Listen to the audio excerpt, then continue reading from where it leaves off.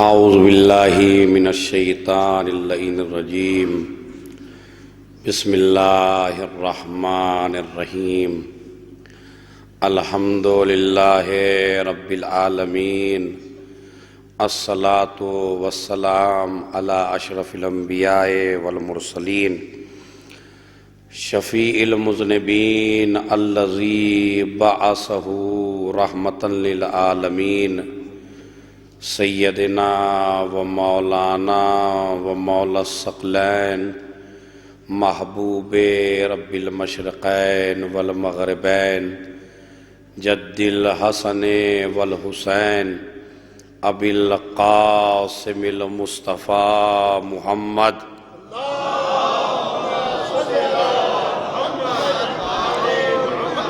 وعلى أهل بيته الطيبين الطاهرين المعصومين المظلومين الذين أذهب الله عنهم الرجس وطهرهم تطهيرا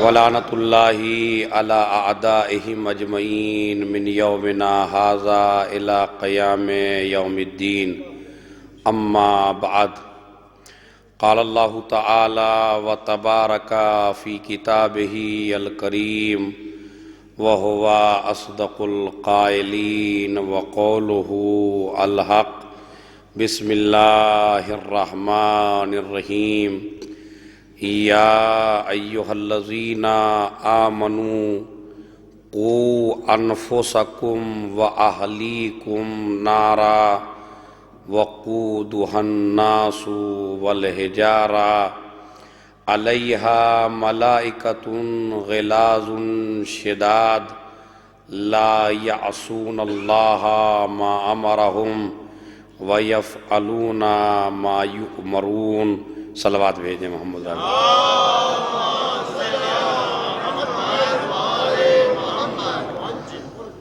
پتہ نہیں آج کیا فیصلہ کر کے آئے ہیں آپ، آدھے ادھر ہو گئے آدھے ادھر ہو گئے۔ ایک صلوات پڑھ تو تھوڑا سا مل جائیے میرے خیال۔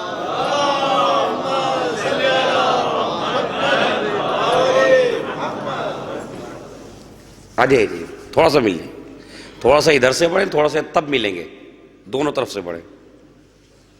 صلوات پڑھتے ہو۔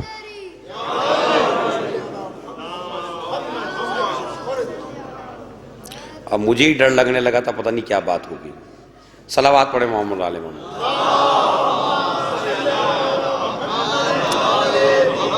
ایمانداری سے بتائیے کہ کس کس نے جا کے سورہ تحریم کو دیکھا؟ کوئی ایک ہے جس نے سورہ تحریم کو جا کے دیکھا کل میرے کیسے؟ چلیں اگر جناب نوح نے کئی سال میں 2 کو سیدھا کیا تھا تو اگر 1-2 نے بھی دیکھ لیا تو میں کامیاب ہوں۔ لیکن پھر میں دوبارہ کہنا چاہتا ہوں دیکھیے ضرور جا کے اس آیت کو، جسے ذاکر پڑھے اسے آپ ضرور دیکھا کرے جا کے کہ کون سی آیت پڑھی ہے۔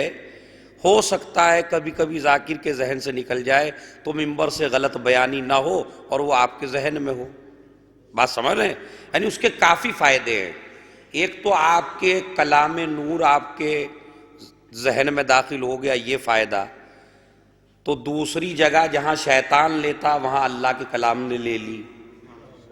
سمجھ رہے؟ تو اس آیت پہ غور کیجئے، اسے پڑھیے، سنیے اور پھر میرے ساتھ اسے پڑھیے گا۔ بسم اللہ الرحمن الرحیم یا ایہا الذین آمنوا قوا انفسکم و اہلیکم نارا۔ اتنا یاد کر لیجئے بس، یا ایہا الذین آمنوا قوا انفسکم و اہلیکم نارا۔ اے صاحبان ایمان، آپ اپنے آپ کو اور اپنے اہل و عیال کو جہنم کی آگ سے بچاؤ۔ یہ حکم قرآنی ہے، سورہ تحریم 28واں پارہ آیت نمبر 6۔ ارشاد رب العزت ہوتا اے صاحبان ایمان۔ صبح کی مجلس میں نے ایک اشارہ کیا تھا، بعض لوگ اس میں نئے مجھے نظر آ رہے ہیں اب، اور وہ یہ یا ایھا الذین آمنوا، اے صاحبان ایمان۔ ان سے کون مراد ہیں؟ اس آیت سے ہم مراد ہیں یا نہیں ہیں؟ اے صاحبان تو بتائیے کہ ہمارے ایمان میں تو کوئی شک نہیں ہے، اللہ کو بھی مانتے ہیں، رسول کو بھی مانتے ہیں، ان کے ولی کو بھی مانتے ہیں۔ تو یہی تین چیزوں سے آدمی مومن بنتا ہے۔ اور ماشاءاللہ ہم اعتقاد رکھتے ہیں اللہ پر بھی، رسول پر بھی، اور ان کے ولی پر بھی۔ تو حتماً یہ خطاب ہم سے ہے، یا ایھا الذین آمنوا، اے صاحبان ایمان، اپنے کو بھی آگ سے بچاؤ۔ یعنی قرآن جو ہے کسی عام آدمی سے خطاب نہیں کر رہا ہے، بلکہ وہ جو علی والا ہو، نبی والا ہو، خدا والا ہو۔ اچھا جو ان میں سے کسی ایک کا نہیں ہے وہ تو خطاب میں ہے ہی نہیں، وہ تو ڈائریکٹ ہے۔ بس سمجھ رہے؟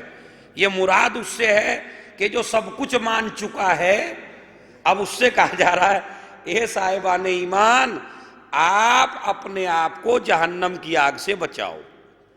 اور اسی آیت میں پروردگار کی محبت اپنے بندوں کے ساتھ ہے، ورنہ اس نے تو ایک راستہ بتا دیا، یہ راستہ صحیح ہے، یہ راستہ غلط ہے، انبیاء بھیجیے، اولیاء بھیجیے، رسول بھیج دیے، اب اسے ضرورت نہیں ہے کہنے کی، لیکن پھر بھی وہ یہ چاہتا ہے کہ جہنم میں نے بنائی ضرور ہے، مگر میں یہ نہیں چاہتا میرا کوئی بندہ جہنم میں جائے۔ دیکھیں کتنا عظیم معبود ہے، کتنا عظیم پروردگار ہے جو یہ نہیں چاہتا میرا بندہ کسی بھی طرح جہنم میں جائے۔ اسے جہنم میں بھیجنے کا شوق نہیں ہے، یہ انسان کا عمل ہے جو جہنم کی طرف بڑھتا چلا جا رہا۔ بات سمجھ رہے؟ ورنہ وہ تو یہ کہہ رہا ہے اپنے کو بھی بچاؤ، اپنے خاندان کو بھی بچاؤ، اور جہنم کی آگ سے بچاؤ۔ اس لیے کہ اس جہنم میں انسان بھی جلیں گے، پتھر بھی جلیں گے، جنات بھی جلیں گے، سب کے سب کو جلنا ہے اگر آپ حکم شرعی کو، دین کو، شریعت کو ماننے والے نہیں ہیں۔ اور خصوصاً ذمہ داری اس آدمی کی بڑی زیادہ ہے جو کربلا کو مانتا ہو۔ ایک آدمی اگر کربلا کو نہیں مانتا ہے تو اس کی اتنی ذمہ داری نہیں ہے، لیکن جو آدمی کربلا کو مانتا ہو، کربلا میں حسین کو مانتا ہو، حسین کے ساتھ ساتھ پورے دین کو مانتا ہو، تو یہ کربلا نہیں ہے، بلکہ یہ انسان کو جہنم کے راستے سے ہٹا کے جنت کی طرف لے جانے کا ایک ذریعہ ہے۔ کربلا ایک حد فاصل ہے جنت اور جہنم کے درمیان میں، جس کے کربلا سمجھ میں نہیں آئی یا جو کربلا کو نہیں مانتا ہے وہ ڈائریکٹ وہ راستہ جہنم کی طرف جاتا ہے۔ لیکن جو کربلا کو مانتا ہے اور کربلا میں حسین کو مانتا ہے اور حسین کے خدا کو مانتا ہے تو پھر اس کی ذمہ داری حد سے زیادہ بڑھ جاتی ہے۔ ہم یہ نہ سمجھیں کہ اگر ہم نے زیادہ کو مان لیا تو کوئی ہماری ذمہ داری نہیں ہے، ساری ذمہ داری تو آپ ہی کی ہے۔ مجھے آپ یہ بتائیے کہ اگر ایک آدمی سرئی سے روڈ سے ہٹا ہوا ہو تو وہ اس کو ہم یہ کہیں گے قانون فالو کرو؟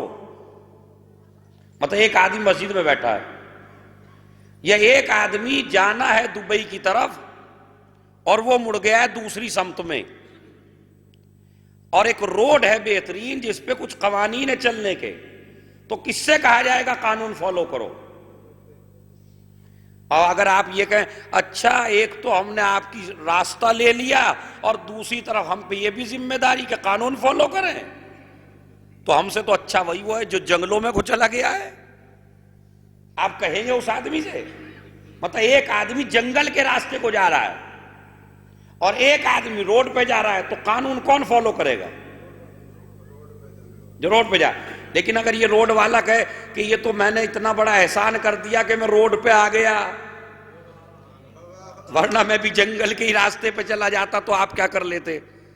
نہیں کہتے نا آپ، نہیں، جب آپ روڈ پہ ہیں تو قانون بھی آپ ہی کو فالو کرنا ہے۔ تو قرآن مجید بھی دین کی بات اس سے نہیں منواتا جو بے دین ہو۔ صلوات بھیج دیں محمد اور آل محمد۔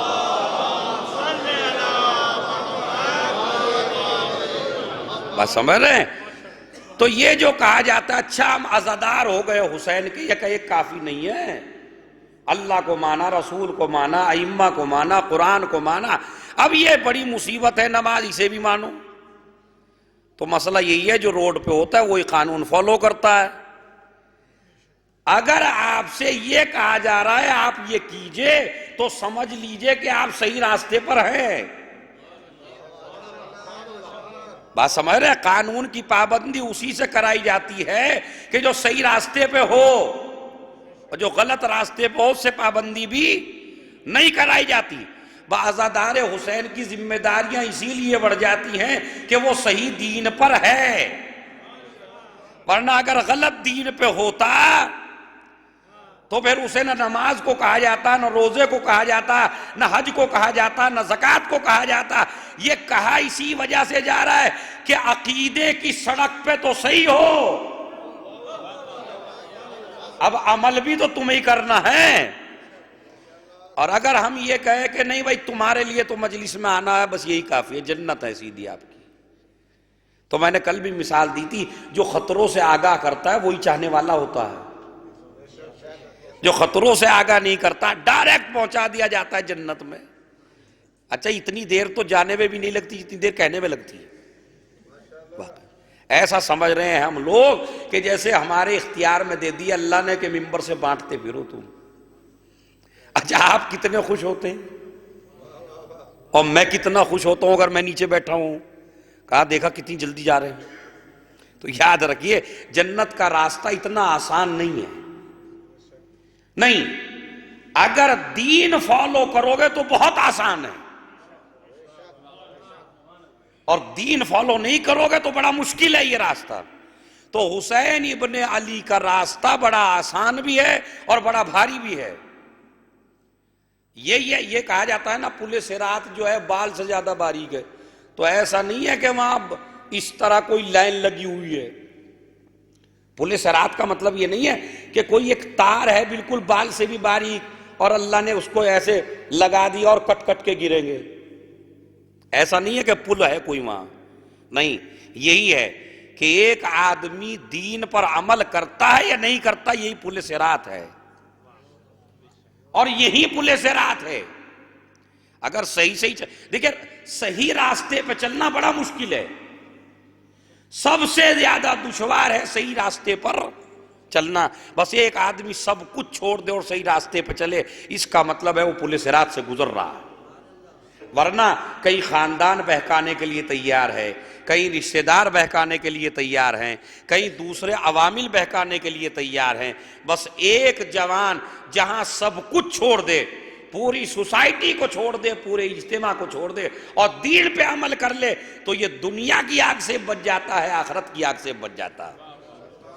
اچھا ہمیں آپ انصاف سے بتائیے، ہونا یہ چاہیے، قانون یہ ہونا چاہیے کہ ڈرنا اسے چاہیے جو بے عمل ہو.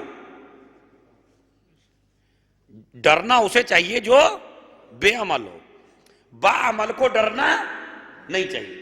اسی وجہ سے کسی نے ایک حکایت لکھی کہ آج کل کے مومنین علی سے بڑے شجاع ہیں.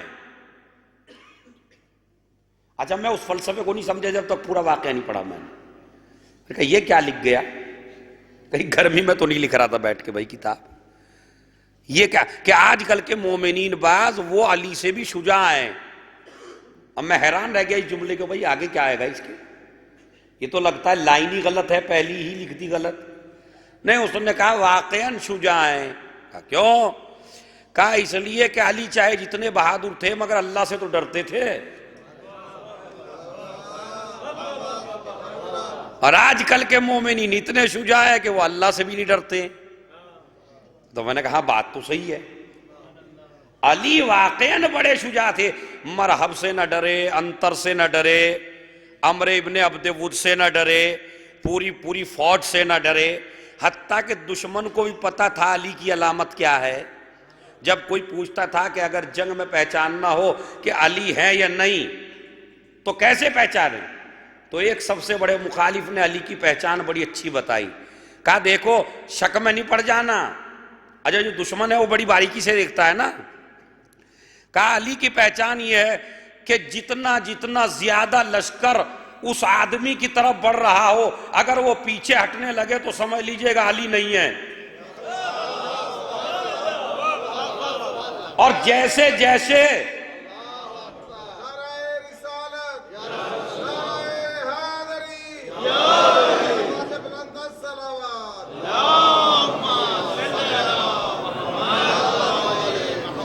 اور جیسے جیسے لشکروں کی تعداد بڑھتی چلی جائے اور اس کی طرف بڑھتی چلی جائے اور اس کے قدم بھی بڑی تیزی سے لشکر کی طرف بڑھتے چلے جائیں تو سمجھ لو یہ علی ہی ہیں.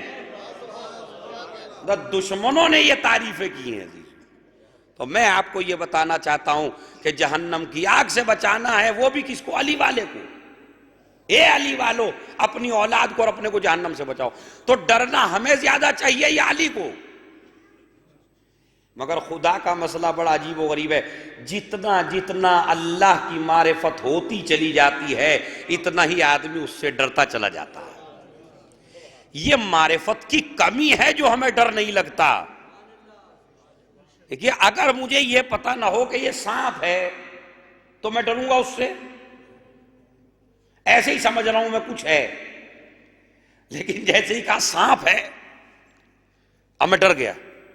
کیوں؟ اس لیے کہ پہلے پتہ نہیں تھا، اب مجھے پتہ چل گیا. اس کا مطلب ہے آدمی ڈرتا اسے ہے جسے پہچانتا ہو.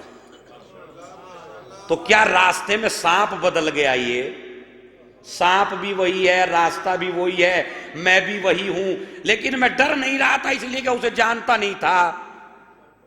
یا مثلا شیر ہے اور میں اسے کچھ اور سمجھ رہا ہوں اور قریب جا رہا ہوں اس کے، اور جیسے قریب ہونے لگا کسی نے کہا بھائی شیر ہے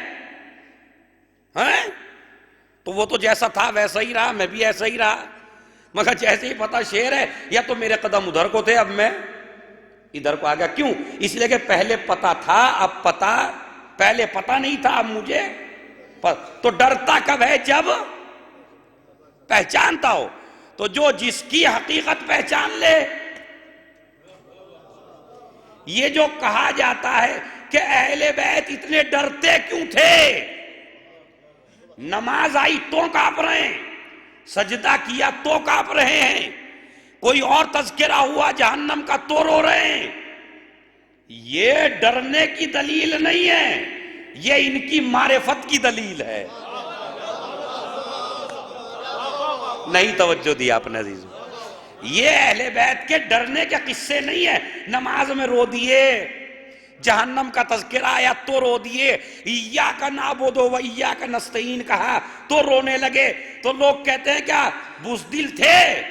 نہیں، یہ قصے ان کی بزدلی کی دلیل نہیں ہے، یہ قصے اس بات کی دلیل ہیں کہ جیسا خدا کو انہوں نے پہچانا ایسا کسی نے بھی نہیں پہچانا. یہ ان کی معرفت کی دلیل ہے. تو ہمیں اچھا معصوم بتانا چاہتا ہے کہ جب ہم اتنا عمل کر کے اتنا ڈر رہے ہیں خدا سے تو اے ہمارے چاہنے والوں آپ کو کتنا ڈرنا چاہیے نہیں چاہیے؟ یا پھر وہی لفظ دہرائیے میرے ساتھ، یا ایھا الذین، آگے ایک دو بولنا ہے جس کے یاد ہو. یا ایھا الذین قوا انفسکم، آگے وَأَهْلِيكُمْ نَارًا، اے صاحبان ایمان اپنے آپ کو بچاؤ، اپنی اولاد کو بچاؤ جہنم سے. روایت کہتی ہے کہ کوئی شخص گزر رہا ہے اور امام حسن عسکری علیہ السلام بالکل چھوٹے سے ہیں.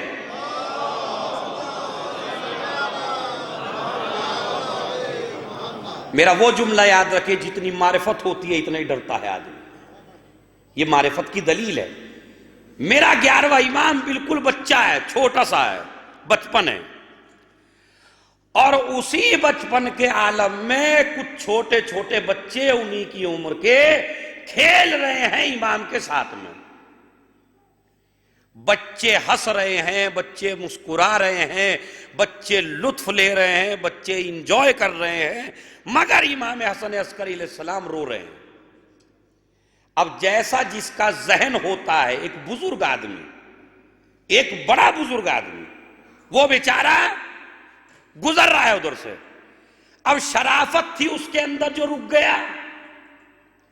دیکھیں اگر کوئی رو رہا ہو اور کسی کو کوئی روتے روتے دیکھ کے رک جائے تو اس کا مطلب ہے اس آدمی کے اندر شرافت ہے.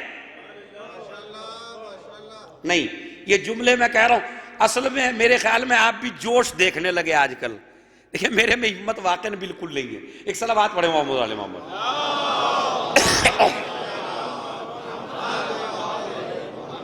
تو میں تھوڑا سا اپنے کو ایک درسی انداز میں آپ کی خدمت میں لانا چاہتا ہوں، چونکہ مجھے بھی طبیعت کافی خراب ہے میری.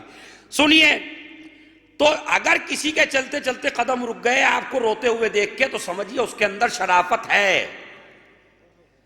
وہ رکا، اور اس نے جیسا اس کا ذہن تھا بزرگ کا، اس نے ویسا ہی سوال کیا. ظاہراً آپ یہ بتائیے سوال صحیح ہے یا غلط ہے؟ وہ سوال بتا رہا ہوں میں آپ سے. وہ بچے کھیل رہے ہیں بڑے بڑے کھلونوں سے، اور امام حسن عسکری علیہ السلام کھڑے ہیں. جیسے ہی اس نے دیکھا روتے ہوئے امام علیہ السلام کو، تو وہ یہ کہتا ہے کہ بیٹا، شاید تم اس وجہ سے رو رہے ہو کہ تمہارے پاس وہ کھلونا نہیں ہے جو ان کے پاس ہے. تم کیا میں تمہیں خرید کے وہ کھلونا دے دوں جیسا ان کے پاس ہے؟ تو انصاف سے بتائیے سوال صحیح ہے یا نہیں؟ اور یہ شرافت کا تقاضا ہے یا نہیں؟ اور یہ بڑا عالم بھی ہے. کسی نے لکھا بہلول تھا، کسی نے لکھا کوئی اور تھا، مجھے نام سے بحث نہیں ہے، لیکن ایک بزرگ تھا، بڑا آدمی تھا، پڑھا لکھا آدمی تھا، اور یہاں سے میں کہہ سکتا ہوں بڑا شریف بھی تھا. جو ورنہ دنیا کے بچے روتے ہیں کون رکتا ہے آج کل؟ وہ رکا، اور اس نے یہ سوچا یہ بچہ اس وجہ سے رو رہا ہے اس لیے کہ اس کے ہاتھ میں وہ کھلونا نہیں ہے جو کھلونا دوسرے بچوں کے ہاتھ میں. تو اس نے کہا اشتری، میں تیرے لیے خرید کے لاؤں وہ کھلونا جو تیرے ہاتھ میں بھی ہو بالکل ایسا ہی. اب وہ سمجھ رہا تھا کہ عام بچہ ہے، مگر امام کی معرفت دیکھیے، ما للعب خلقنا، ہم کھیل کے لیے پیدا ہی نہیں ہوئے.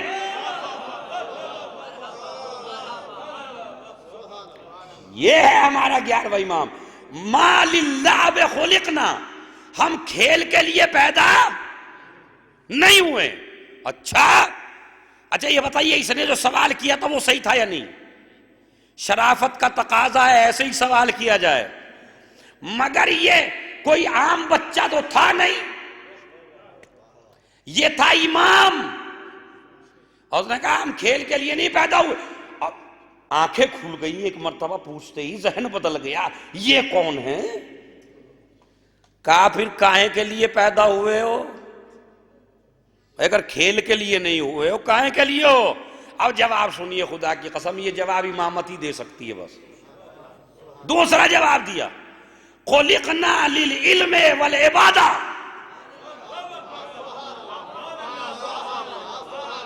ہم علم کے لیے پیدا ہوئے اور اس کی عبادت کے لیے پیدا ہوئے ہیں.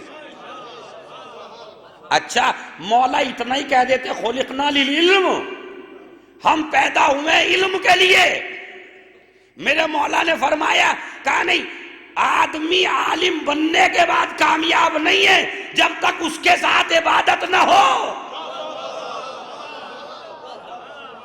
خلقنا للعلم والعبادت، ہم پیدا ہوئے ہیں علم کے لیے. اور دیکھیں میں جو آپ کے ذہنوں کو متوجہ کرنا چاہتا ہوں، دو جملے ہیں خالی یاد کر لیجئے آپ. خلقنا للعلم والعبادت، ہمیں پیدا کیا گیا ہے علم کے لیے. اور تو مولا یہ بھی کہہ سکتے تھے ہمیں علم کے لیے پیدا کیا، مگر چونکہ دادا نے یہ کہا تھا العلم بغیر عمل وبال، علی نے نہج البلاغہ میں کہا تھا علم بغیر عمل کے وبال ہے. علم کی کوئی اہمیت نہیں ہے اگر عمل نہیں ہو. انہوں نے کہا ہم علم کے لیے پیدا ہوئے، اور علم کا تقاضا ہے عبادت.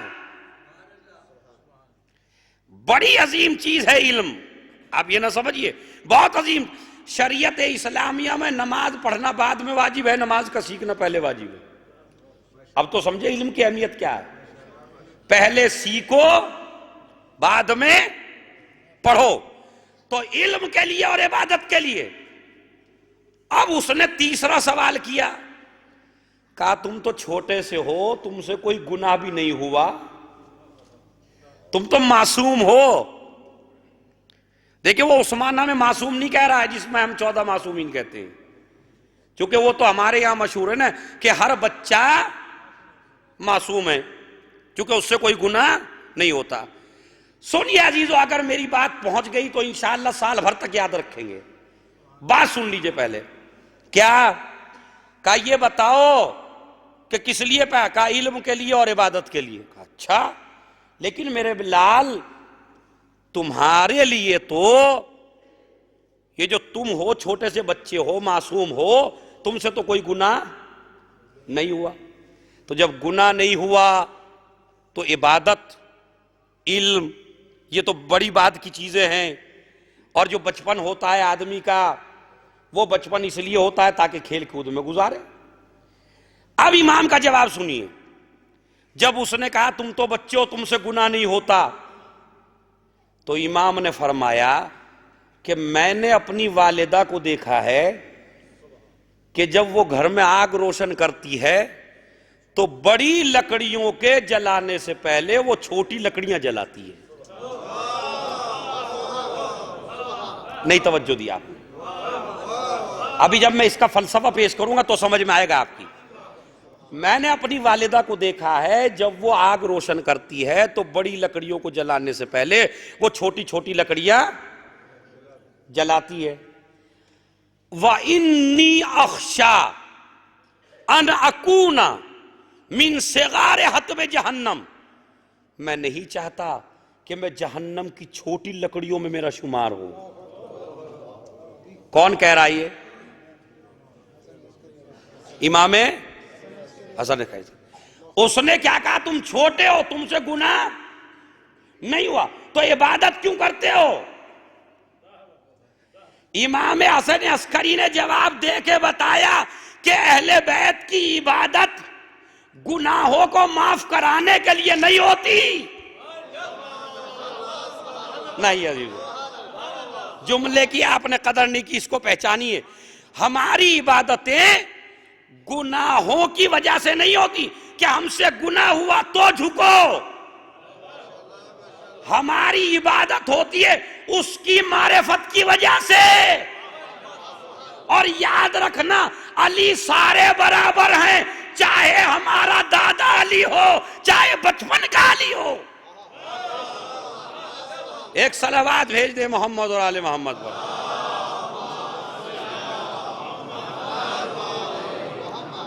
ایک اور صلوات بھیجیے بآواز بلند، اس کا والیوم بڑھاؤ تھوڑا۔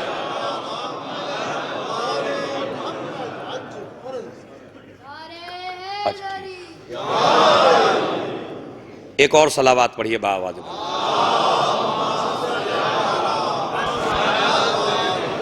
سنیے عزیزو، تو امام علیہ السلام کی عبادتیں اس لیے نہیں ہوتی کہ ہم نے گناہ کیے، جس طرح ہم جتنے جتنے گناہ کرتے ہیں اللہ سے دور بھی ہوتے ہیں، اور پھر جب آدمی سیدھے راستے پہ آ جاتا ہے تو سوچتا ہے اب اللہ کی عبادت کر لو۔ کیوں؟ اس لیے کہ ہم سے گناہ ہو گئے۔ مگر امام نے کیا کہا؟ ہم گناہوں کی وجہ سے عبادت نہیں کرتے، تم خود ہی اعتراف کر رہے ہو کہ میں معصوم ہوں، مجھ سے گناہ نہیں ہوتا۔ اچھا، اب اگر کسی کو بڑے علی کا کلام سمجھنا ہے تو چھوٹے علی کا دیکھ لے۔ اب اگر علی دعائے کمیل میں کہے پالنے والے مجھے معاف کر دے، تو یہ گناہوں کی وجہ سے نہیں ہے، یہ تو اس کی معرفت کی وجہ سے ہے، اور دوسرے تمہیں سکھانا ہے۔ اگر علی کے پیچھے ہم جیسی گناہگار فوج نہ ہوتی تو علی کبھی نہ کہتا خدا سے مجھے معاف کر دے۔ مگر بعد میں آنے والی ساری فوج ہے گنہگار۔ علی وہ امام ہے جو تمہیں بتا کے جا رہا ہے کہ جب اپنے رب کے پاس بیٹھنا تو اس کے پاس بیٹھنے کا سلیقہ بھی تو ہو۔ جب اپنے رب سے کلام کرو تو اس کلام کرنے کا سلیقہ بھی تو ہونا چاہیے ہمارے پاس۔ یہ خالی دعائے کمیل اللہ سے کلام کرنے کا سلیقہ سکھا رہی ہے بندے کو۔ بس، ورنہ ایسا نہیں ہے کہ میرے مولا سے کوئی گناہ ہوا تھا، میرے مولا سے کوئی غلطی نہیں ہوتی۔ تو 11ویں امام نے فرمایا، اور اس کے بعد کہا کہ یہ جو 3 باتیں تم نے ہمیں بتائی کہاں سے کہی؟ کہ ہم کھیل کے لیے نہیں پیدا ہوئے؟ تو امام علیہ السلام نے فرمایا، افحسبتم انما خلقناکم عبثا، افحسبتم انما خلقناکم عبثا، کیا تم یہ گمان کرتے ہو کہ ہم نے تمہیں عبث پیدا کیا؟ وَأَنَّكُمْ إِلَيْنَا لَا تُرْجَعُونَ، اور تمہیں ہماری طرف نہیں پلٹایا جائے گا۔ امام علیہ السلام نے کہا کہ امامت کا بچپن ابتدا ہی سے اتنا مزین ہوتا ہے کہ جتنا ایک علی کو بڑھاپے میں خدا کی فکر ہوتی ہے، اتنی ہی دوسرے علی کو بچپن میں خدا کی فکر ہوتی ہے۔ یہاں معرفتوں میں فرق نہیں ہوتا، چاہے وہ علی ہو چاہے یہ علی ہو۔ اور دوسرا مسئلہ، یہ تو وہ ہیں جنہیں ہم کہتے ہیں 14 معصوم۔ معصوم کتنے ہیں؟ دیکھیں، آپ ڈرا نہ کریں جب میں سوال کیا کروں، یہ ہر جگہ کہتا ہوں ممبر سے، ایک تو سوال میں اتنا بھاری نہیں کرتا ہوں۔ معصوم کتنے ہیں؟ ہاں تو اس میں ڈر کیا لگ رہا ہے آپ کو کہتے ہیں؟ ورنہ ایک تھے۔ دیکھیں، جب آدمی متاثر ہو جاتا ہے کسی سے، نے کہا معصوم کتنے ہیں؟ کہا 14۔ اور امام؟ کہا 12۔ اور اسے جناب عباس سے بڑی عقیدت تھی، اور وہ گننا شروع کیا اس نے۔ دیکھیے کیا ہے، چونکہ جب اخلاق نہیں پہنچے گا آپ تک تو آدمی جاہل رہے گا۔ ہمارے پاس اخلاق پہنچا امام حسین کا یا مولا علی کا، اس سے زیادہ اخلاق کا ہمیں نہیں پتا۔ تو اس نے گننا شروع کیا، امام علی، امام حسن، امام حسین، گنتا چلا جا رہا، لا کے جناب عباس کو بیچ میں رکھ دیتا ہے۔ اب ہو جاتے 13۔ اس نے کہا بھائی تم نے تو 12 بتائے تھے، یہ 13 ہو گئے، کہیں جناب عباس تو نہیں ہے؟ تو انہوں نے کہا یہ تو ضرور ہیں۔ پھر کیا کریں؟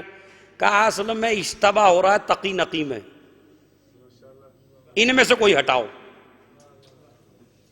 تقی نقی میں سے کسی کو ہٹا دو اور جناب عباس کو رکھ دو، کیونکہ جس چیز کا تذکرہ آپ تک پہنچا اس کی معرفت بھی ہے، لیکن نہ امام حسن عسکری کا پتہ ہے، نہ امام علی نقی کا پتہ ہے، نہ امام محمد تقی کا پتہ ہے، نہ 8ویں امام کا، نہ 10ویں۔ ہمیں معلومات نہیں ہے تو اب ہمیں ان کی معرفت بھی نہیں ہے۔ اسی وجہ سے اس عشرے کا پورا عنوان ہم نے قرار دیا امام حسن عسکری علیہ السلام۔ تو معصوم ہے۔ سنیے عزیزو، چونکہ آج ایک ایسی بی بی کی طرف یہ مجلس منسوب ہے تاکہ میں ایک دم سے، تو ہمیں علم کے لیے پیدا کیا گیا، عبادت کے لیے پیدا کیا گیا۔ ایسا نہیں ہے کہ یہی 14 معصوم ایسے تھے، بلکہ ان کے گھر میں اگر ایک خاتون بھی پیدا ہو جسے کہا جاتا ہے معصومہ قوم۔ اچھا، کتنا عظیم کردار ہے۔ نام تھا فاطمہ، امام موسیٰ کاظم علیہ السلام کی بیٹی تھی، ماں کا نام نجمہ خاتون تھا۔ اور سنیے، نام وہ جو سب سے اعلیٰ، تاریخ اسلام میں نہ علی سے بڑا کوئی نام ہے، نہ فاطمہ سے بڑا کوئی نام ہے۔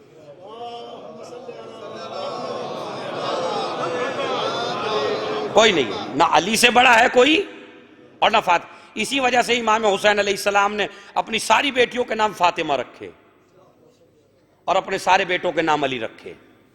تو نہ علی سے کوئی بڑا ہے نہ فاطمہ سے کوئی بڑا ہے۔ تو اس بی بی کی عظمت کے کیا کہنے جس کا نام ہی فاطمہ ہو۔ اور توجہ دلاتے تھے معصومین جب کسی کے یہاں بیٹی پیدا ہوتی تھی کہ فاطمہ نام رکھو، اور جب کوئی فاطمہ نام رکھ لیتا تھا تو فرماتے تھے خبردار اب اسے گالی نہ دینا، اب اسے برا نہ کہنا، اب اسے ڈانٹنا نہیں۔ کیوں؟ اس لیے کہ اس کا نام فاطمہ۔ تو میں آپ کو ایک درس دینا چاہتا ہوں اس منبر سے کہ آج کل کے تو نام بھی ایسے ہونے لگے ہیں کہ یہی نہیں پتہ چلتا کہ بچہ مسلمان کا ہے یا یہودی کا ہے یا عیسائی کا ہے، نام ہی ایسا ہے۔ پوچھ لیجئے آپ کسی سے بھی نام کیا ہے، ایسا نام بتایا رکھا ماں باپ نے نیا ہو، نئے کے چکر میں چاہے پورا دین چلا جائے. بیوی کی بڑی خواہش ہوتی ہے نیا نام ہو، اور اسے میں آپ بھی مانتے ہیں ماشاءاللہ اس کی. دیکھیں جہاں قرآن یہ کہتا ہے کہ مانو وہاں آپ نہیں مانتے، اور جہاں قرآن کہتا ہے نہ مانو تو آپ ساری مانتے ہیں. ایسے مسئلے میں بیوی کی نہ مانا کریں جہاں نام یہ کہ نیا سا لائیے جی، تو نئے کے چکر میں کہیں دین تو نہیں جا رہا. سب سے بڑا مسئلہ اسلامی ناموں کا یہ ہے، یہ سنیے، کہ جب نام پاکیزہ ہوں گے تو اس کا سب سے بڑا فائدہ یہ ہے کہ تمہارے جو منہ ہیں وہ کبھی فحش کلامی نہیں کریں گے گھر میں. اس لیے کہ برا کہنے سے پہلے سوچو گے جس کا نام اتنا مبارک ہو، اور آپ رکھے جا رہے ہیں الٹے سیدھے. چل رہی ہے لائن ماشاءاللہ بڑی اچھی چل رہی ہے، سمجھ رہے؟ تو ہر جگہ بیوی کی بات بھی نہیں مانیے آپ خوب مانیے، مگر ہر جگہ نہیں، نئے کے چکر میں نہیں. اجی محمدی کیوں رکھ دیا؟ یہ تو کئی کے نام ہیں یہاں. تو پہلی تو بات یہ ہے آپ کے نام کی بھی تو نہ جانے کتنی خاتون ہیں، تو اگر اسی کے نام کا بیچارے کے 10-15 ہو گئے تو کیا بات ہے. اور بات یہ ہے اچھی چیز تو سب کو لینی چاہیے. بات سمجھ رہے ہیں؟ ایک کپڑا ایک جوڑا نیا والا نہ جانے کتنی خاتون نے خریدا ہوگا آپ سے پہلے. تو آپ خریدتی ہیں نہیں خریدتی ہیں؟ تو اسی طرح معصوم فرماتے ہیں اگر کسی کے 4 بیٹے ہوں اور 4 میں سے کسی کا نام محمد نہ ہو تو اس نے میرے اوپر جفا کی. رسول فرماتے ہیں اس نے میرے اوپر جفا کی جس کے 4 بیٹوں میں سے بھی ایک کا نام محمد نہ ہو. الٹے سیدھے نام نہ رکھیے، علی رکھیے، حسن رکھیے، حسین رکھیے، تاکہ تمہاری زبان غلطی سے محفوظ رہے. تو توجہ دلاتے تھے معصوم فاطمہ رکھو. اسی وجہ سے امام موسیٰ کاظم علیہ السلام نے نام رکھا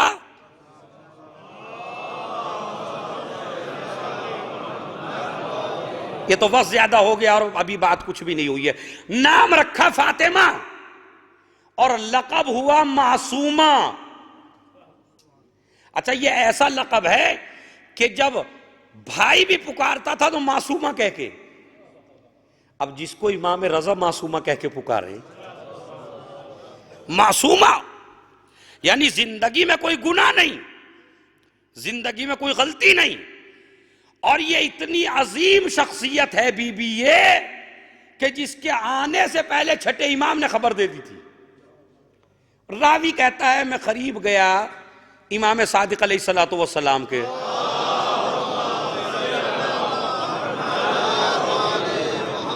اور میں نے قریب جا کے دیکھا کہ جھولے میں ایک بچہ ہے اور امام اس سے کلام کر رہے ہیں. میں نے کہا آپ ایک بچے سے کلام کر رہے ہیں؟ امام نے کہا کہ ٹھیک ہے تم بھی آ کے کلام کر لو. کہتا کیا میں کلام کر سکتا ہوں؟ کہا یہ کیجئے. اب یہ کون ہے بچہ؟ یہ امام موسیٰ کاظم علیہ السلام. وہ راوی کہتا ہے میں قریب گیا، جا کے میں نے کلام کرنا شروع کیا تو پہلے انہوں نے سلام کیا. اب جب انہوں نے سلام کیا تو میں نے بھی کیا. شاید امامت درس دے رہی ہے جب ملو تو پہلے سلام کرو. سلام کیا، انہوں نے جواب دیا. جواب کے بعد کہا تمہارے یہاں جو کل بیٹی پیدا ہوئی ہے اس کا نام ٹھیک نہیں ہے، اس کا نام بدل دو. اب یا تو باپ کو پتا ہے میرے گھر بیٹی پیدا ہوئی اور میں نے نام یہ رکھا ہے، کا نام بدل دو. میرے ذہن میں آ گیا کہ ہاں ہو سکتا ہے کچھ غلطی ہوئی ہے ورنہ اس بچے کو کیا پتا. اب امام نے فرمایا تم نہیں جانتے یہ میرے بعد حجت خدا ہوگا، اور اللہ نے مجھے یہ شرف عنایت کیا کہ اس کے ذریعے سے ایک ایسی بیٹی عنایت کرے گا جس کا نام فاطمہ معصومہ قم ہوگا. نام ہوگا فاطمہ، لقب ہوگا معصومہ. ستدفن فیہا امرأۃ. اب یہ فرمایا کہ قم کی زمین پر اس بی بی کو دفن کیا جائے گا، اور وہ کیسی ہوگی؟ تدخل بشفاعتہا کل شیعتہا، وہ ایسی ہوگی کہ تمام شیعوں کو شفاعت کر کے جنت میں داخل کر سکتی ہے۔ اب 3-4 حدیثیں سن لیجیے خالی۔ من زارہا عارفا بحقہا وجب لہ الجنہ، جو معصومہ کی معرفت حاصل کر کے عارفا بحقہا، اس کے حق کو پہچانتے ہوئے ان کی زیارت کو جائے تو معصوم کیا فرماتے ہیں؟ وجبت لہ الجنہ، اس کے اوپر جنت واجب ہے۔ یہ کون کہہ رہا ہے؟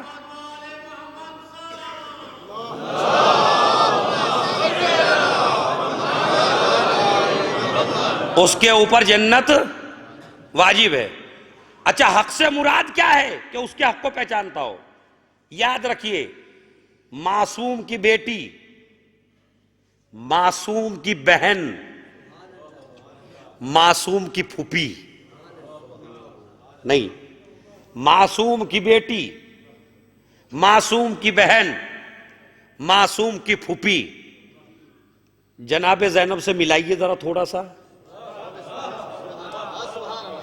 معصوم کی بیٹی، معصوم کی بہن، سید سجاد کی پھوپھی، پہچانیے کتنی عظمت ہے معصومہ کی۔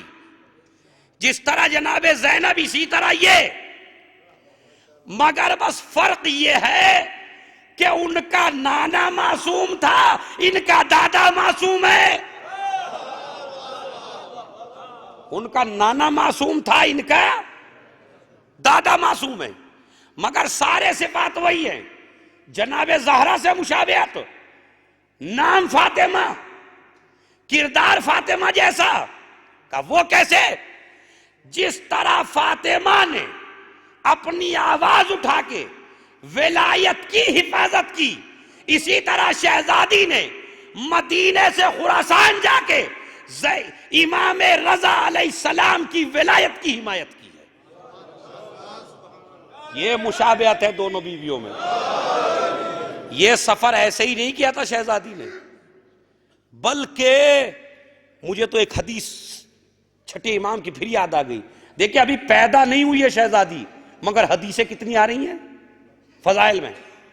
اِنَّا لِلَّهِ حَرَمًا وَهُوَ مَکَّةَ وَلِلرَّسُولِ حَرَمًا وَهُوَ مَدِینَةَ وَلِأَمِيرِ الْمُؤْمِنِينَ حَرَمًا وَهُوَ الْکوفہ وَلِلْأَئِمَّةِ حَرَمًا، اور پھر اس جگہ کا امام نے نام لیا کہ جہاں پہ شہزادی کو دفن کیا جائے گا۔ اللہ کا حرم ہے مکہ، رسول کا حرم ہے مدینہ، علی کا حرم ہے کوفہ، اور ہم ائمہ کا حرم ہے وہ جگہ جہاں پہ معصومہ دفن ہو۔ تو جتنا احترام مکے کا، جتنا احترام کوفے کا، جتنا احترام مدینے کا، اتنا ہی اس جگہ کا جہاں پہ معصومہ دفن ہو۔ ایک اعتراض جو میں دفع کرنا چاہتا ہوں، بڑی عظیم تھی۔ کچھ لوگ شیعہ آل محمد میں سے امام موسیٰ کاظم علیہ السلام کے دروازے پہ آئے مسئلے پوچھنے کے لیے، کافی دور سے چل کے آئے اور اپنے سوالات لکھ کے لے کے آئے کہ ہم امام سے اپنے سوال کریں گے اور اپنے دین کے بارے میں پوچھیں گے۔ جب یہ گھر پہنچے تو دونوں امام گھر پہ نہیں تھے، نہ امام رضا علیہ السلام تھے، نہ امام موسیٰ کاظم علیہ السلام تھے۔ اب یہ بتائیے، جو آدمی اتنی دور سے آیا ہو اسے کتنا صدمہ ہوگا کہ ہم آئے تھے دین پوچھنے کے لیے، مسائل پوچھنے کے لیے، لکھ کے بھی لائے تھے، ہم نے سوچا تھا امامت کی زبان سے سنیں گے، لیکن یہاں تو کوئی امام بھی نہیں ہے۔ جیسے ہی شہزادی نے ان کے غم کو دیکھا، پریشانیوں کو دیکھا، اور نے کہا لاؤ سارے سوالات مجھے دے دو، سارے سوالات مجھے دے دو۔ سارے سوالات دیے انہوں نے۔ شہزادی نے ایک ایک دین کا جواب سمجھانا شروع کیا، جواب لکھ کے دے دیے۔ پورا مجمع خوش ہو کے چلا۔ راستے میں امام موسیٰ کاظم علیہ السلام سے ملاقات ہوئی۔ امام علیہ السلام سے کہا ہم تو آئے تھے مسئلے پوچھنے کے لیے لیکن آپ میں سے کوئی بھی نہ تھا. تو کہا پھر کیا ہوا؟ کہا ہم نے آپ کی بیٹی معصومہ سے پوچھا. کہا اچھا تو مجھے دکھاؤ تو صحیح. امام علیہ السلام نے سارے سوالوں کے جواب دیکھے. تاریخ میں ایک فقرہ ہے ایک جملہ کا فداہا ابوہا. اسے تو ایسا جواب دینا ہی چاہیے اس کا باپ اس پہ فدا ہو جائے. وہ معصومہ کتنی بڑی عالمہ تھی کہ جس پہ امامت بھی کہے میں فدا ہو جاؤں. صلوات بھیج دیں محمد اور آل محمد.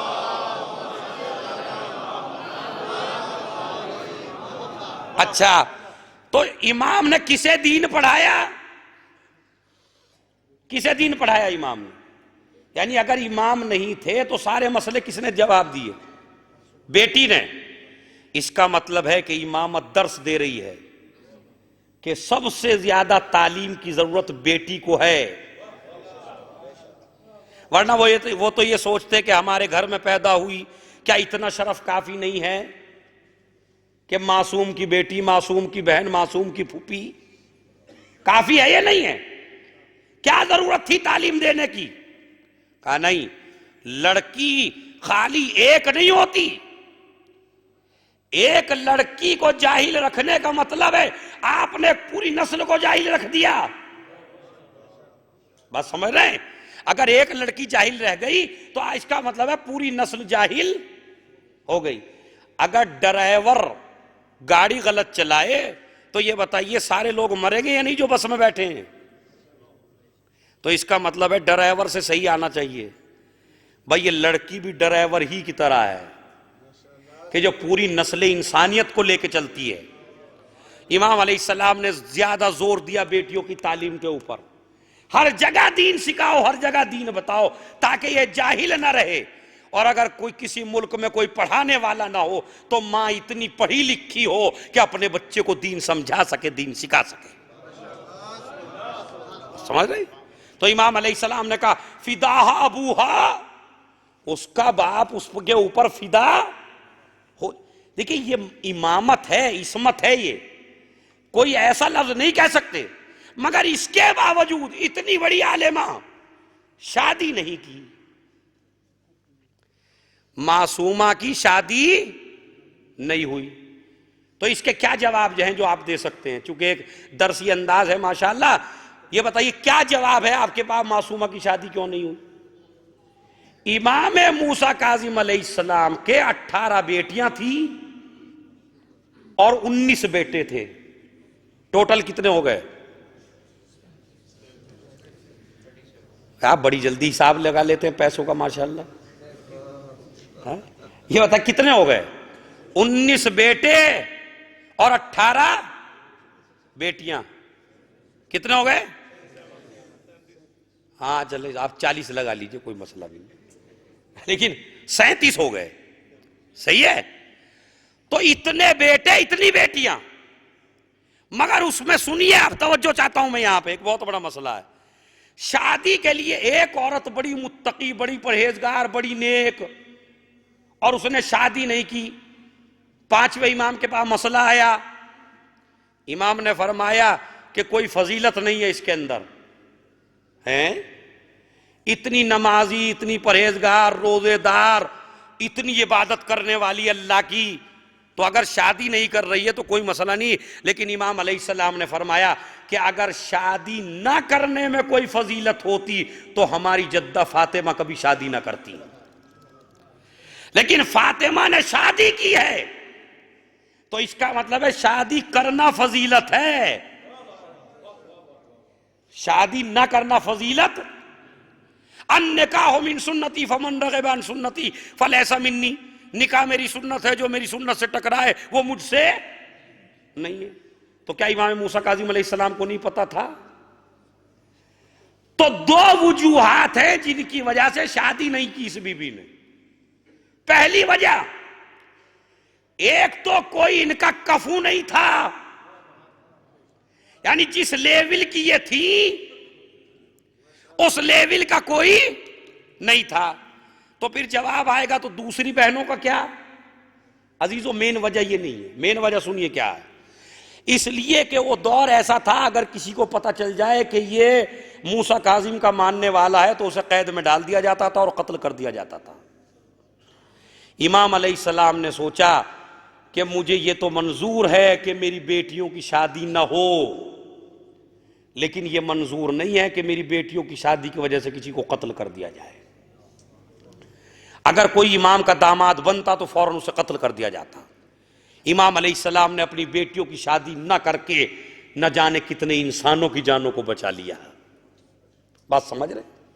اس وجہ سے امام علیہ السلام نے شادیاں نہیں کی۔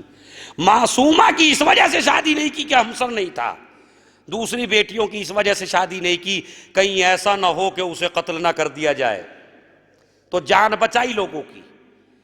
اب کا فداہا ابوہا، اس پہ اس کا باپ فدا ہو جائے۔ کتنی عظیم خاتون، کتنی عظیم بیوی، اور جا رہی ہے کہاں؟ کتنی محبت ہے یہ بھی سن لیجئے، چونکہ وقت کم رہ گیا ہے، بس یہ بات سن لیجئے آپ۔ وہ کیا ہے؟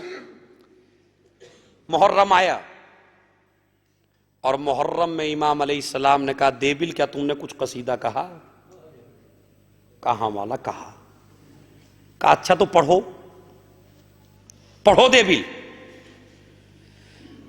ابھی دیبل پڑھنا چاہتا ہے کہ ایک مرتبہ امام نے کہا ابھی رکو اور ایسا کرو کہ پردہ کھینچ دو تاکہ خواتین ادھر آ کے بیٹھ جائیں۔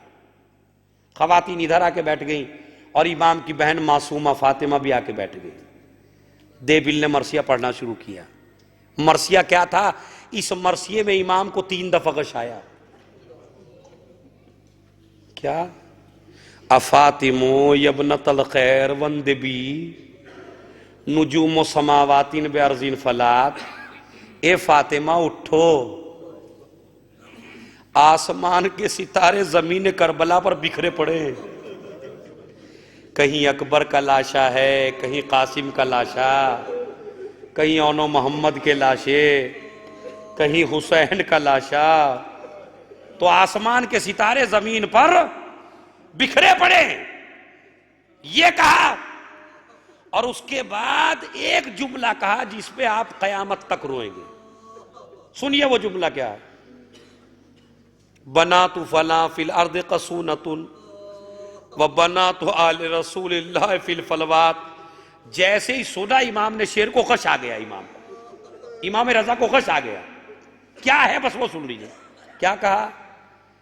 کہ دشمنوں کی بیٹیاں محلوں میں آرام کر رہی ہیں۔ نہیں سمجھے؟ دشمنوں کی بیٹیاں محلوں میں آرام کر رہی ہیں، فاطمہ کی بیٹیاں کبھی شرابیوں کے دربار میں،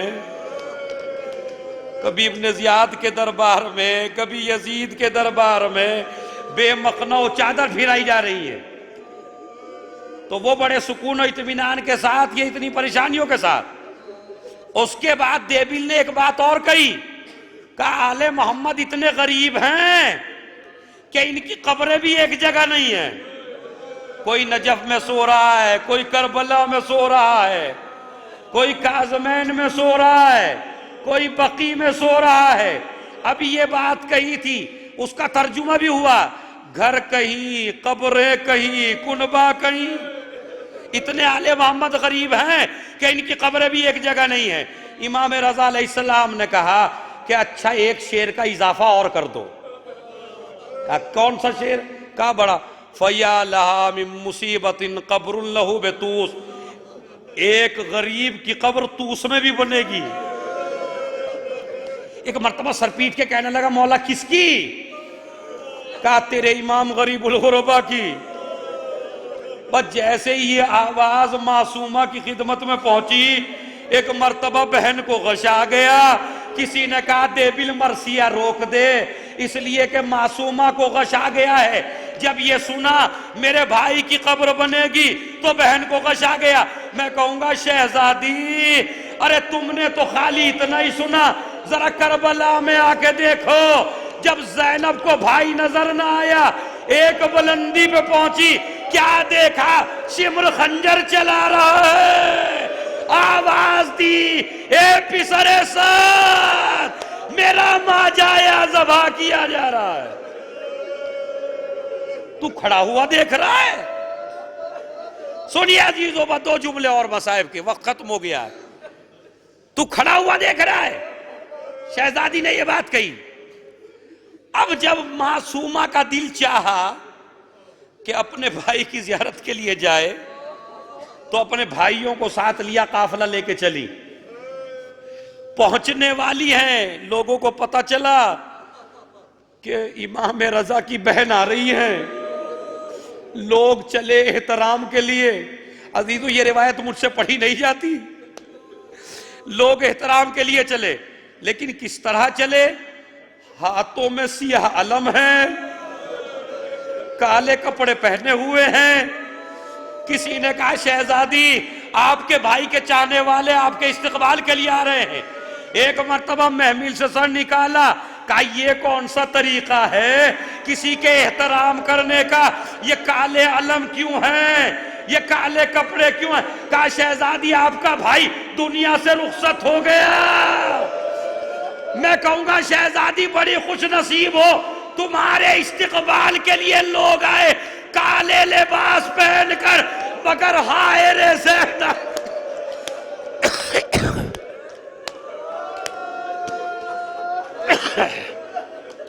ہائے رے زینب کبریٰ، شام غریبہ میں لوگ پرسہ دینے کے لیے آئے، کسی نے کوڑے مارے، کسی نے تازیانے مارے، کسی نے سر سے ردا چھینی۔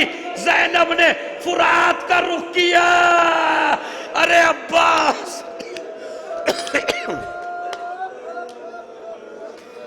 سنیے عزیزو، بس آخری جملے۔ تو یہ احترام کیا جا رہا ہے۔ مریض ہو گئی بہن، بیمار ہو گئی، موسیٰ ابن خزرج اپنے گھر لے گیا، لیکن اتنی بیمار ہو گئی، بھائی کے صدمے میں دنیا سے چلی گئی۔ میں کہوں گا شہزادی، ہاتھوں کو جوڑ کے گزارش کرنا چاہتا ہوں، آپ نے اپنے بھائی کو ذبح ہوتے ہوئے نہیں دیکھا، آپ نے اپنے بھائی کو زہر پیتے نہیں دیکھا، لیکن زینب کا نصیب بڑا عجیب و غریب ہے۔ ایک بھائی کے لاشے میں تیر دیکھے، ایک بھائی کا لاشا تیروں میں معلق دیکھا۔ اس کے بعد جب بیمار ہوئی معصومہ، عورتیں آ رہی ہیں پاس بیٹھنے کے لیے، دم نکل گیا، روتے روتے دم نکل گیا، دنیا سے چلی گئی۔ اب پریشانی ہوئی، دفنائے کون؟ دفنائے کون؟ تو ایک شخص جس کا نام قادر تھا، اس کے پاس علماء گئے، لوگ گئے اور یہ کہا کہ آپ سے بڑا نیک آدمی کوئی نہیں ہے، آپ اپنے ہاتھوں سے معصوم قم کو دفن کر دیجئے۔ وہ بھی لرز گیا مگر تیار ہوا، آیا، چونکہ بڑی پریشانی ہے نا بھائی، جنازہ تو مردی کو اٹھانا ہے، جنازے سب کے اٹھتے ہیں علاوہ حسین کے،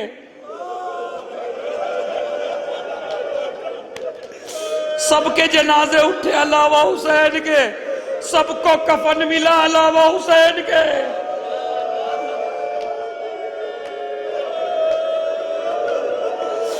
سنیے، آج ان کی شہادت کی تاریخ ہے تو خوب گریہ ہوگا۔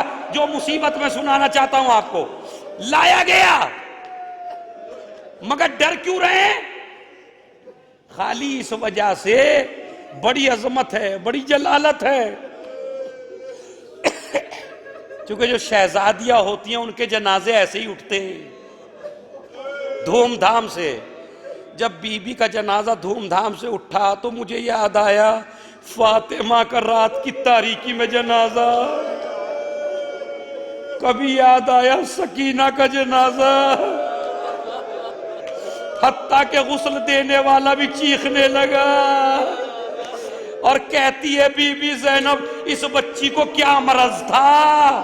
کہا کیوں؟ کہا جب میں نے کرتا ہٹانا چاہا تو کرتا اترا نہیں، ارے کمر زخمی تھی۔ کہا یہ شمر کے تازیانوں کے نشان۔ تو کہا جا رہا ہے بی بی کو دفن کر دو۔ قادر چلا تاکہ دفنائے شہزادی کو، ایک مرتبہ دو گھوڑے سوار آئے، دیکھیں مشکل تھی، میں جو جنازے میں مشکل بتانا چاہتا ہوں وہ سمجھیے آپ، مشکل تھی، اٹھائے جنازہ کیسے؟ 3 جگہ یہ مشکل پیش آئی جنازہ اٹھنے کی۔ ایک فاطمہ کا، وہ سنیے وہ کیسے؟ اس لیے کہ جب فاطمہ کا جنازہ چلا ہے تو کائنات کا مشکل کشا بھی مشکل میں پڑ گیا۔ کیوں؟ خوب روئیں گے، گھروں پہ جا کے روئیں گے۔ کائنات کا مشکل کشا مشکل میں پڑ گیا۔ کیوں؟ اس لیے کہ حسن و حسین بہت چھوٹے ہیں، تو جو قبر میں اتارے وہ بھی محرم ہو، اور ایک آنا چاہیے قبر کے اندر جو فاطمہ کا جنازہ پکڑے۔ تو کائنات کا مشکل کشا پریشان ہے، حسن و حسین چھوٹے ہیں، اب علی قبر کے اندر جائیں یا باہر رہیں؟ پریشان تھے بہت، علی بہت پریشان تھے۔ ابھی اللہ پہ توکل کر کے فاطمہ کا جنازہ قبر کے قریب لائے، ابھی قبر کے قریب کیا تھا کہ 2 ہاتھ نمودار ہوئے، لاؤ علی میری فاطمہ کو مجھے دے دو۔ نہیں عزیزو برداشت نہ کر سکیں گے، میرے مولا نے دہاڑے مار دی، یا رسول اللہ۔ جب انہوں نے کہا لاؤ میری امانت کو مجھے دے دو، تو علی نے کہا یا رسول اللہ امانت تو دے رہا ہوں، لیکن جیسی چھوڑ کے گئے تھے ایسی نہیں ہے۔ جب چھوڑ کر گئے تھے پسلیاں صحیح تھی، آج دے رہا ہوں پسلیاں ٹوٹ گئی۔ اسی طرح معصومہ کے جنازے میں پریشانی ہوئی، کون اٹھائے؟ 2 آئے گھوڑے سوار، دونوں معصوم تھے، اور آنے کے بعد انہوں نے ایک نے جنازہ اٹھایا، ایک نے قبر میں پکڑا، اور اس کے بعد دفن کر کے چلے گئے۔ یہی ہوتا ہے شہزادیوں کے ساتھ، کم سے کم 2 امام ہاتھوں گئے، چونکہ معصومہ کا جنازہ ہے، ایک جنازہ اور ہے جو قید خانے میں ہے۔ یہاں بھی بڑی پریشانی ہو رہی ہے، کیوں؟ اس لیے کہ شریعت کہتی ہے عورتیں جنازہ نہیں اٹھائیں گی۔ سجاد کیسے جنازہ اٹھائے؟ اس لیے کہ ہاتھوں میں ہتھکڑیاں، پاؤں میں بیڑیاں، گلے میں خاردار تو۔ اب بتائیے، شریعت کہتی ہے زینب جنازہ نہ اٹھائے، چونکہ عورتیں جنازہ نہیں اٹھاتی۔ سید سجاد اٹھائے تو کیسے اٹھائے؟ میری طرف دیکھیے، بس قیامت تک روئیں گے۔ کیسے اٹھائے سکینہ کا جنازہ؟ میرے مولا نے، جناب زینب نے کہا بیٹا جنازہ تو اٹھانا ہے، میں اٹھا نہیں سکتی، ایسا کرو اپنے بندھے ہاتھوں کو نیچے کر لو۔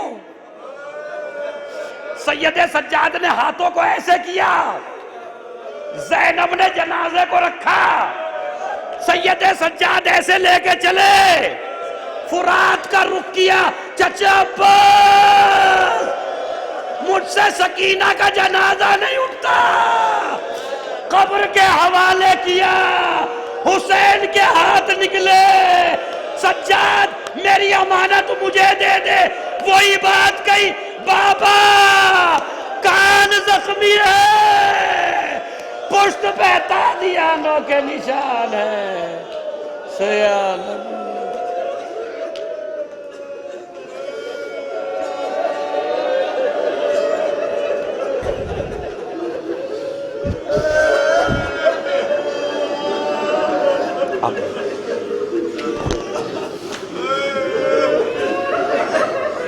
بسم اللہ الرحمن الرحیم۔ الہی باق زہرا و ابیہا و بالہا و بنیہا، پالنے والے ان آوازوں پر رحمت نازل فرما، ان آنسوؤں کو رومال زہرا میں جگہ عنایت فرما، پرچم اسلام کو سر بلندی عنایت فرما، جو پریشان حال ہیں ان کی پریشانیوں کو دور فرما، جو مقروض ہیں ان کے قرضوں کو غیب سے ادا فرما، جو بے اولاد ہیں انہیں اولاد نرینہ عنایت فرما، جو بے جوب ہیں انہیں جوب عنایت فرما۔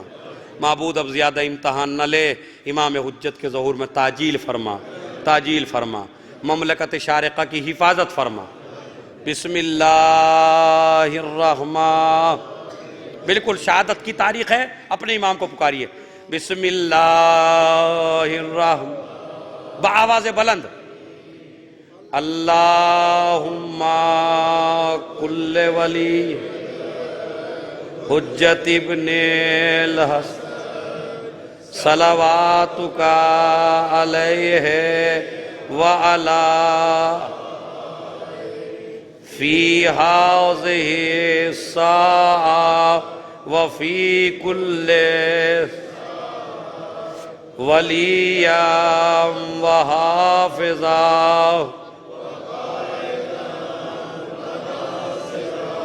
ودلیلا حتی تسکنہ وتمتعہ فی ماتم حسین۔